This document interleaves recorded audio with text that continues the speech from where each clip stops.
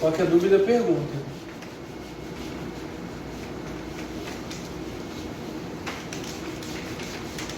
Então vamos continuar aqui. Vantagens. A chave estrela-triângulo é muito utilizada por seu custo reduzido, não tem limite quanto ao seu número de manobra, os componentes ocupam pouco espaço e a corrente de partida fica reduzida a aproximadamente 1/3, divide por 3. O que seria esse custo reduzido?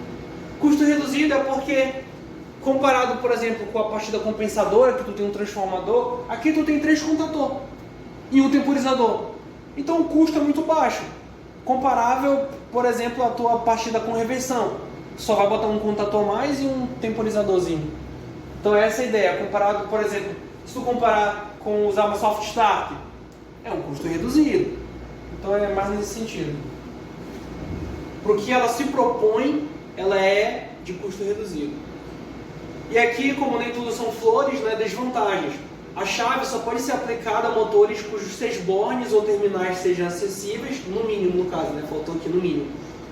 A tensão da rede deve coincidir com a tensão em triângulo, a gente já viu isso, mas eu vou reforçar, mas a gente já falou, só para ficar claro. O nosso caso, se tu tem um motor 220 380, qual é a ideia aqui? Eu estou aqui no Pará.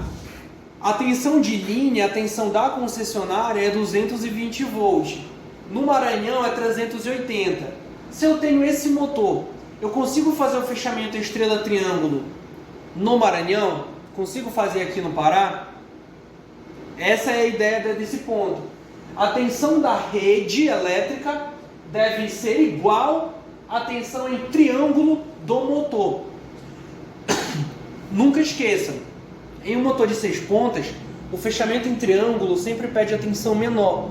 E o fechamento em estrela pede a tensão maior. Ou seja, o 220 é o triângulo, o 380 é o estrela. O que eu quero dizer com isso? Aqui, a minha rede é 220, é igual ao triângulo. Eu consigo fazer a partida estrela-triângulo. No Maranhão, a tensão de rede é 380. Então, com esse motor, eu não vou conseguir partir no estrela-triângulo. Ora, é muito simples. Se eu já tenho 380, na hora que eu vou partir que fecha em estrela e o motor pede 380, mas eu não posso ter, porque eu quero uma corrente menor, lá no Maranhão eu já vou ter 380. Então eu não vou ter uma corrente menor, eu vou estar fechando o motor em estrela normal. Então essa é a ideia. Para você fazer uma partida de estrela-triângulo, a tua rede ali, ela tem que coincidir com a tensão do triângulo.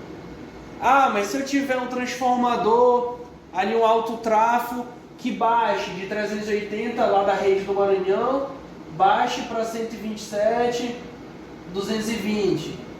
Ah, tudo bem. Aí nesse caso vai ficar igual a gente, né? Aí você consegue fazer porque a tensão de linha agora está coincidindo com o triângulo.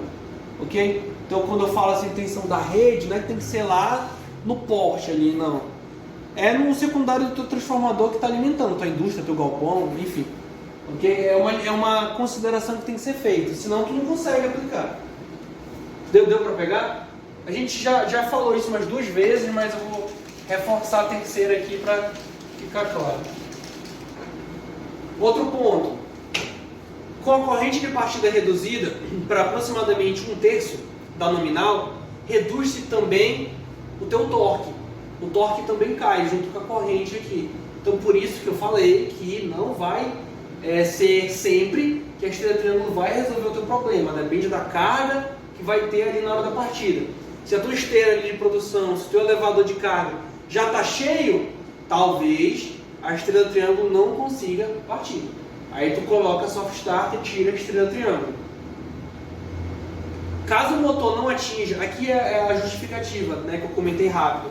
Caso o motor não atinja pelo menos 90% da velocidade nominal naquele tempo, o pico de corrente será semelhante à corrente existente em uma partida direta, o que se torna prejudicial aos contatos e não traz nenhuma vantagem para a rede. Então, se tu não consegue garantir que essa corrente baixa vai partir o teu motor, ou seja, que ele vai conseguir se desenvolver, que ele vai conseguir atingir 90% da velocidade naquele período, não está servindo para nada a esteira triângulo. Porque quando trocar para o triângulo, tu vai ter uma partida direta, basicamente. Então, existem algumas considerações que têm que ser feitas. Não é 100% simples. Chegar, opa, esteira triângulo resolve. Tem que ter algumas análises. Tá, agora vamos lá. Indo para o que a gente precisa agora. Alguma pergunta por enquanto? Tá dando para pegar? Rafael já está preocupado, viu? A gente revisou algumas coisas, tá? Mas vimos alguns comentários novos também. Vamos dimensionar agora a partir da estrela triângulo. Como é que a gente faz? Aqui não vou dar zoom, não interessa pra gente nesse momento o diagrama tá borrado, mas é só verificar que aqui nós temos o contator K1, por exemplo. Aqui nós vamos ter o K2, igual a gente montou. E aqui vai ter o K3. O K3 aqui está fechando na estrela. Aqui tem o K2, aqui o K1. E aqui tem as fases que voltam, né? E aqui tem uma divisão. Igual vocês montaram, né? Não tem nada de novo não. Para cá as três. Aqui também eu só estou esboçando aqui, tá feio. Mas é só para me ajudar num ponto. Então, diferente do dimensionamento da partida direta, a partida estrela-triângulo requer mais atenção e cuidado. Haja vista a presença de análises individuais para cada componente, porque a corrente é diferente. Ora, o dimensionamento da partida direta era muito simples, era rápido. E da partida direta com reversão, ainda é uma partida direta, então é a mesma coisa. Mas aqui já tem algumas diferenças, a gente vai ver agora. Então, para esse nosso exemplo, vamos dimensionar para um motor de 7,5 CV, 220 volt, com corrente nominal de 20,2 A, fator de serviço de 1,15, relação IP sobre N, ou seja, quantas vezes na partida a corrente é maior do que a nominal, de 6,3, um tempo de partida de 5 segundos, e uma classe AC3, que a gente vai entender melhor na aula daqui a pouco sobre contatores. Então, esse vai ser o nosso motor de exemplo, para a gente entender.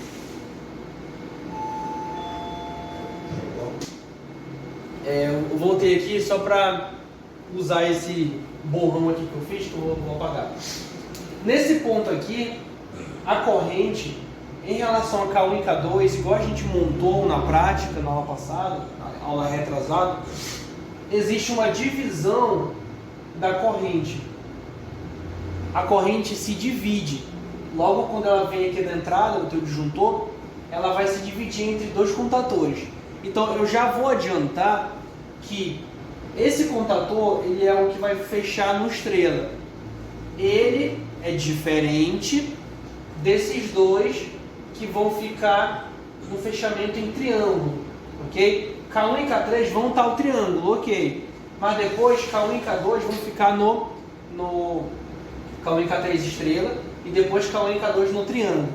Esses dois contatores, eles vão ser iguais na hora que a gente dimensionar.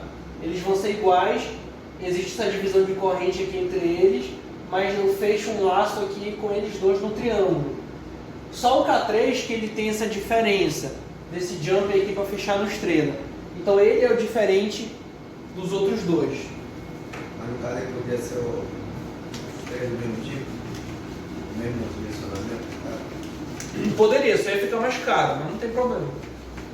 A princípio não tem nenhum problema. Tá. Como é que a gente dimensiona K1 e K2? Que eu já adiantei para vocês que eles têm que ser iguais. A corrente que passa no contator K1 é igual ao que passa no K2.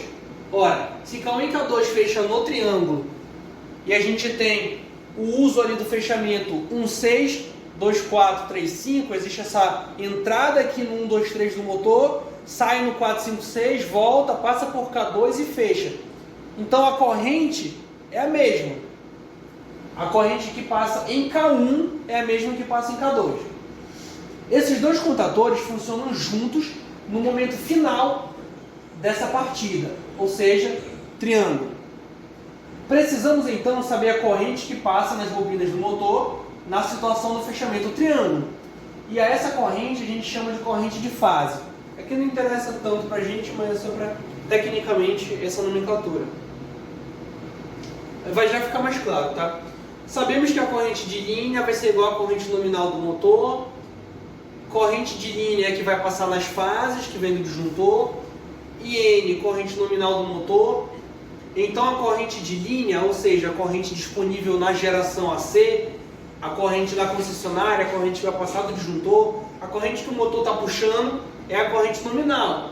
Isso é óbvio. Se tu bota um motor que tem 30 A de corrente nominal, tu bota o disjuntor que alimenta ele lá, para proteger o cabo e tal, mas que suporte esses 30 A, o teu motor vai puxar 30 A, a corrente nominal, e precisa de 30 A. Então a corrente de linha, ou seja, o que está vindo da rede, vai ser a corrente nominal. Então é fácil de identificar isso, né? Então no nosso caso a corrente de linha vai ser 20,2 A no nosso exemplo, que a corrente nominal do motor é 20,2 A. Tá? Até aqui nada de novo. A nossa corrente nominal é 20,2 A. E aqui vem o primeiro dimensionamento, tá? Agora a gente vai começar. Acho que agora a gente vai começar a dimensionar. Ao analisarmos o circuito de força da partida direta não, partida estrela triângulo, percebemos que existe uma divisão de corrente que define dois ramos, o do contator K1 e do contator K2, que é justamente isso aqui, ó. Eu vou dar um zoom rapidamente, só para vocês lembrarem do que a gente fez na aula prática. Aqui, ó.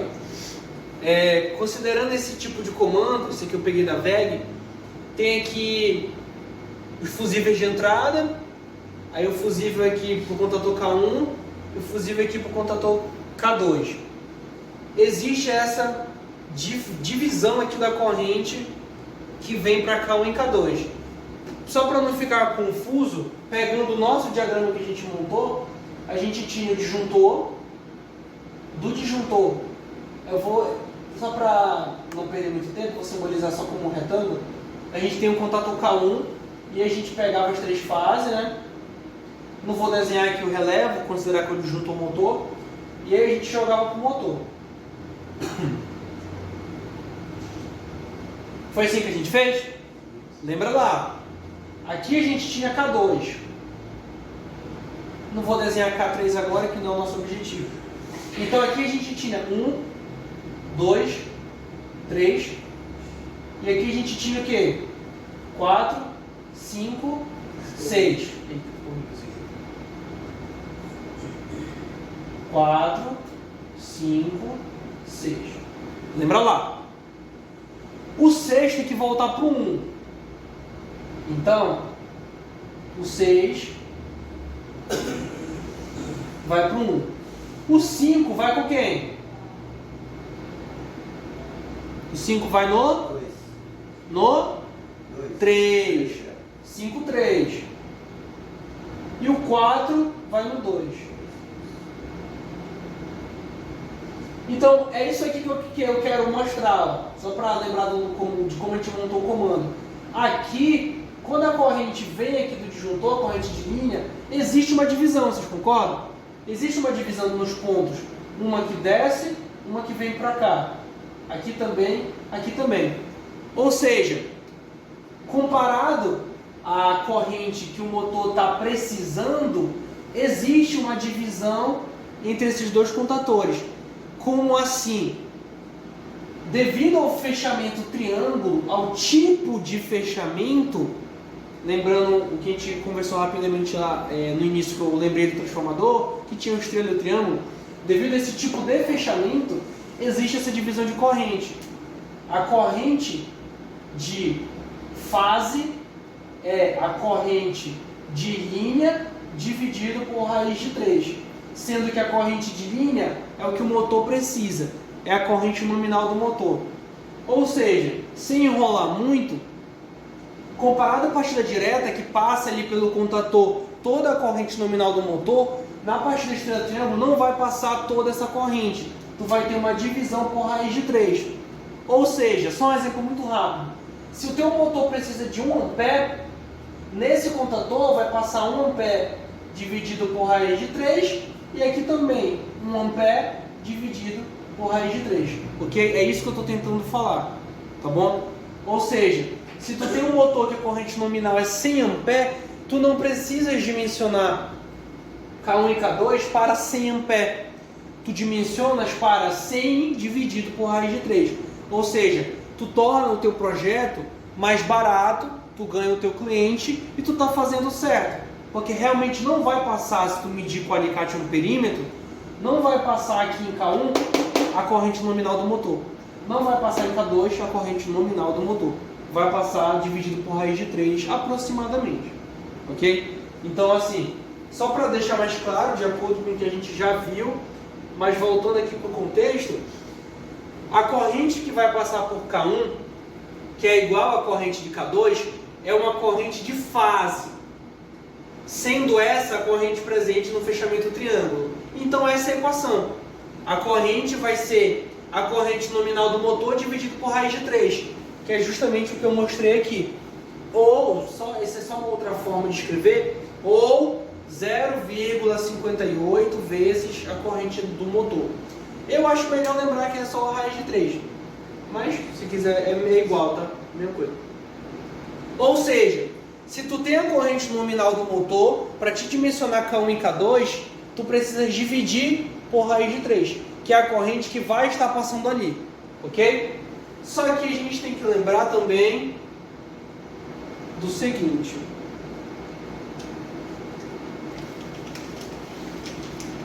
Tá dando para pegar até aqui, pessoal, ou tá confuso? Pergunta logo, porque vai só piorar. Tá dando para pegar o embalo? Assim, deu para entender que a corrente que passa por K1 e K2 não é a nominal, por causa daquela divisão que tem? Isso aí deu para pegar, né? Ou não? Acorda. Nós somos de malas de comandos.